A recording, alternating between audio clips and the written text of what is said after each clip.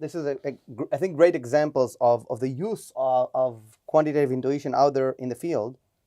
We have another question, which is, when is it beneficial to combine intuition and data, and also which one comes first?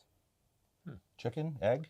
Yeah, I was just going to say, it isn't really a choice, frankly. I mean, from what I've seen, as the business problems become more complex, and it's funny, we talk about data overload.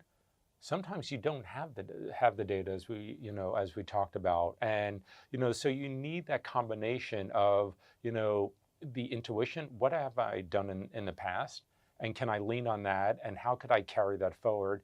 And then more importantly, what data do I have available, and do I really understand that, and how does that impact today and the topic we're discussing, or the essential business problem we're trying to tackle. So I would think it's almost more like it's not even a handoff between data versus intuition.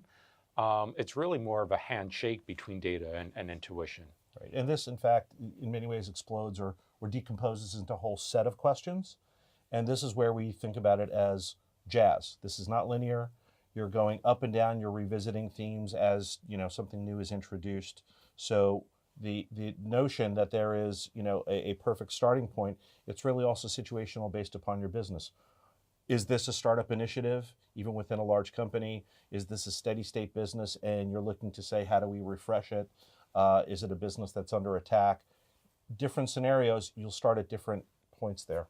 I think thinking about the theory of learning and thinking about this notion of these steps going all the way to the intuition, which is the unconscious competence, it requires observing the data in order to develop the intuition. How do we build intuition? We see things over and over and over again. How did we learn how to drive and not even think about it? We just have been doing it over and over again, collecting a lot of data. And I want to actually bring an example, I think, which also fits very well with the notion of quantitative intuition and highlights this point of data versus intuition. Comes actually from the book Blink by Malcolm Gladwell. He tells this story about this firefighter who was or head of a firefighter squad running into a burning building. And they're looking there. He's looking there at the building. That the team already goes up into the building, and a few minutes into it, he goes into the building, looks around, calls everybody out. In the radio, he calls all of his squad out. Everybody leaves. A couple of minutes later, the building collapses. So they went to him, to this head of the firefighter squad, and said, "How did you do it? What was the magic? We want to teach other firefighter squad leaders. How were we able to get to this decision and to this intuition, right? To tell everybody to leave the building?" And he kind of paused for a second and said, "You know what? It's really hard. It's really hard to explain, because a lot of the data that I observed here was similar to data I observed in other places, but it was truly the combination of what I felt and what I've seen that caused me to do it."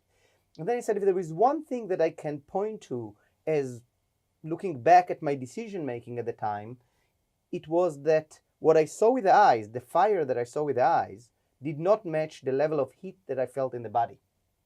And it is that mismatch that what surprised you, that he didn't use that terminology, but it's that surprise of the heat I see, the heat I feel, it doesn't match what I see," which by the way meant that the fire was behind the walls, inside the walls, that caused me to call the shot. And it's this combination of stomach, intuition, acumen, firefighter acumen, together with the data, which was what we was collecting with the eyes, what you observed, which is exactly what we define as quantitative intuition. And indeed, it's truly a matter of jazz, right? Of one thing leads to another.